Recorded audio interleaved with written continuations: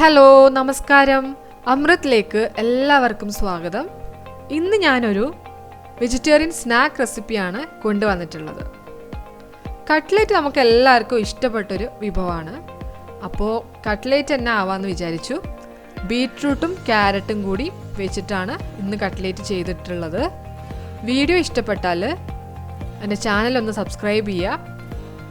തൊട്ടടുത്തുള്ള ബെല്ലൈക്കൺ കൂടി ഒന്ന് എനേബിൾ ചെയ്യുക. ഫ്രണ്ട്സിനെയൊക്കെ ഷെയർ ചെയ്ത് കൊടുക്കുക കേട്ടോ. അപ്പോൾ നമുക്ക് വീഡിയോയിലേക്ക് പോവാം.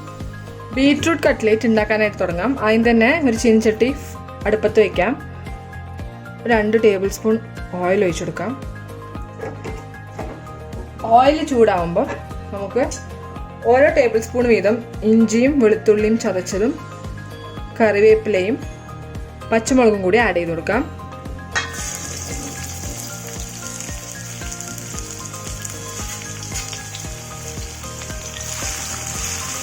നന്നായി വഴറ്റി കൊടുക്കാം.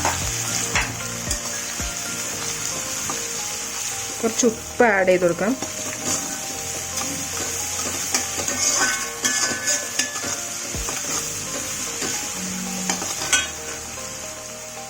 ഇഞ്ചിയുടെയും പച്ചമുളകിൻ്റെയും വെളുത്തുള്ളിയുടെ ഒക്കെ പച്ചമണം മാറുമ്പോൾ നമുക്ക് ഉള്ളി ചേർത്ത് കൊടുക്കാം. സവാള, ഒരു ചെറിയ സവാളയാണ് എടുത്തിട്ടുള്ളത്.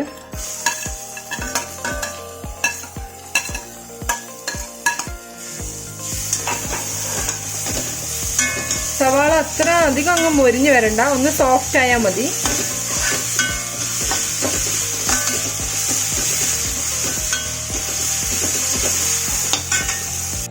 സവാള ഒന്ന് സോഫ്റ്റ് ആയി വന്നിട്ടുണ്ട്. ഇനി നമുക്ക് പൊടികൾ ചേർത്ത് കൊടുക്കാം. ആദ്യം തന്നെ ഒരു 1/2 സ്പൂണ് മഞ്ഞൾപ്പൊടി ചേർക്കാം.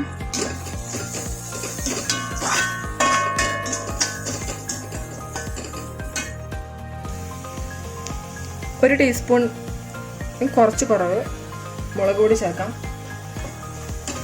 ഇതൊരു എരിവുള്ള മുളകാണ്, അത് കാരണം ഞാൻ കുറച്ച് ചേർക്കുന്നുള്ളൂ.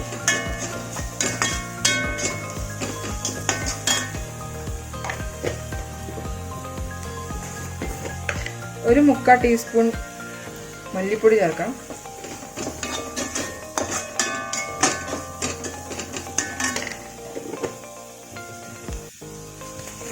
ഒരു 1/4 ടീസ്പൂണോളം ഗരം മസാല കൂടി ചേർത്ത് കൊടുക്കാം.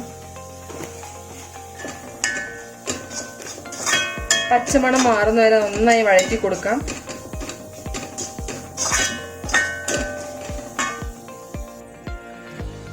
ഒരു 1/2 ടീസ്പൂണോളം ഞാൻ പൊടിച്ചു വെച്ച പെരുംജീരകത്തിൻ്റെ പൊടിയും കൂടി ചേർക്കുന്നുണ്ട്. ഒരു നല്ല ഫ്ലേവർ കിട്ടും.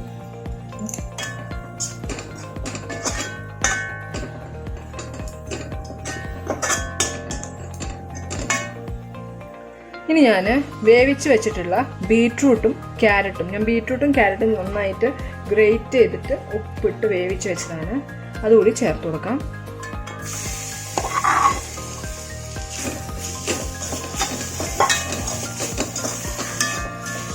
ബീട്രൂട്ട് കട്ട്ലറ്റ് ആണല്ലോ, അത് കാരണം ബീട്രൂട്ട് കൂടി ചേർത്തിട്ടുണ്ട്.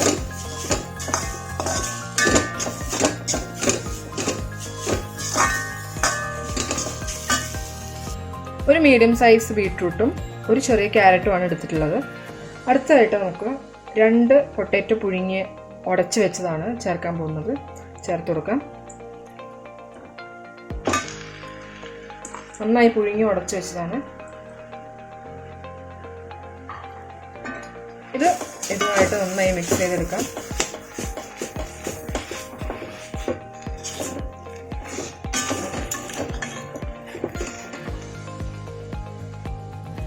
അപ്പോൾ എല്ലാം നന്നായി മിക്സ് ചെയ്തെടുത്തിട്ടുണ്ട്. ഇനി നമുക്കിതൊന്ന് ഉപ്പൊന്ന് ടേസ്റ്റ് ചെയ്ത് നോക്കാം. കുറച്ച് ഉപ്പിൻ്റെ കുറവുണ്ട്, അപ്പോൾ കുറച്ച് ഉപ്പ് ആഡ് ചെയ്ത് കൊടുക്കാം.